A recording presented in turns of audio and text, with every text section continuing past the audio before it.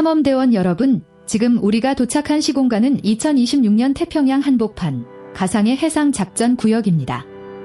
당신은 지금 8,000톤급 이지스 구축함 갑판 위에 서 있습니다.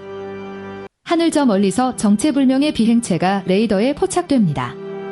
속도는 마하 20. 소리보다 20배 빠르며 초당 약 6.8km를 이동하는 극한의 속도죠. 오늘의 미스터리는 이것입니다. 이 비행체가 함선을 직접 타격하지 않고 단지 수백 미터 옆을 스쳐 지나가기만 해도 함대가 무력화될 수 있을까요? 끝까지 지켜보시면 그 파괴적 물리학을 목격하시게 될 겁니다. 먼저 마하 20의 에너지를 체감해보죠.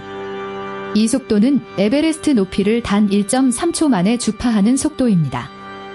2026년 현재 인류가 제어 가능한 비행체로 도달하고자 하는 극한의 속도 영역으로 알려져 있죠.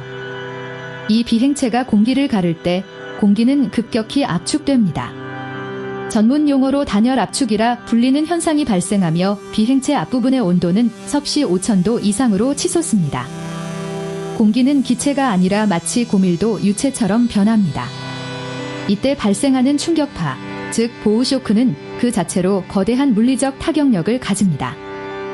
이제 비행체가 함대 상공 100m를 통과합니다. 직격탄은 없지만 함교의 강화 유리에 균열이 발생하며 파손됩니다. 왜일까요? 그것은 초과압 때문입니다. 마하 20의 비행체가 밀어낸 공기 파동이 수 평방미터당 수십 톤의 압력으로 선체를 압박하기 때문입니다. 이것은 2026년 최신 물리 엔진으로 계산된 데이터입니다. 1제곱인치당 파운드의 압력 변화만으로도 건물 유리가 파손되는데 지금 이 배는 20제곱인치당 파운드 이상의 충격을 받고 있습니다. 진짜 현상은 이제부터입니다. 비행체가 지나간 뒤에는 극심한 저압부와 소용돌이 후류가 남습니다. 주변 공기가 순식간에 빨려 들어가며 거대한 난류가 발생하죠. 함대는 중심을 잃고 크게 요동칩니다. 그런데 여기서 잠깐, 만약 이 비행체가 공기가 아닌 바닷속으로 스쳐 지나간다면 어떻게 될까요? 상상 이상의 물리적 현상이 벌어집니다. 가상 시뮬레이션을 가동해보죠.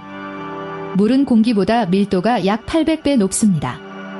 만약 물속에서 마하 20으로 움직인다면 이는 마치 강철벽을 관통하는 것과 같은 엄청난 저항을 받게 됩니다.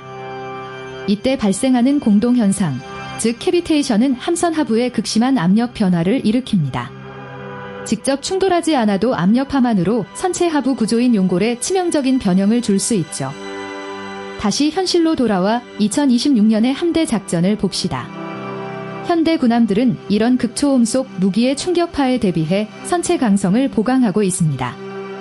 하지만 물리적 한계는 분명히 존재하죠. 레이더 센서들은 마하 20의 속도에서 발생하는 플라즈마 차폐 때문에 적을 식별하기 매우 어렵습니다. 공기가 전리되어 전파를 흡수하기 때문입니다. 마치 스텔스 현상처럼 탐지가 불가능한 상태에서 상황이 전개됩니다. 함대 방어 시스템이 반응하기도 전에 물리적 영향권에 들어서게 되는 것이죠. 결론입니다. 마하 20의 비행체는 직접 타격 없이 약 50m 거리에서 스쳐 지나가는 것만으로도 강력한 충격파와 전자기 간섭을 일으킵니다. 이는 함선 내부 전자 장비를 무력화하고 선체 구조에 심각한 변형을 일으킬 수 있습니다. 이것이 2026년 우리가 마주한 극초음 속 시대의 물리적 과제입니다. 직접 타격보다 무서운 에너지의 전이 현상, 여러분은 어떻게 생각하시나요? 이 거대한 에너지 앞에서 기술적 한계가 느껴지기도 하지만 그 원리를 파헤치는 우리의 과학적 호기심은 그보다 더 빠릅니다. 오늘의 탐험이 흥미로우셨나요? 다음 편에선 달에서 던진 야구공이 마하 30으로 지구에 진입한다면 벌어지는 일을 시뮬레이션해 보겠습니다. 다음 여행에서 또 만나요.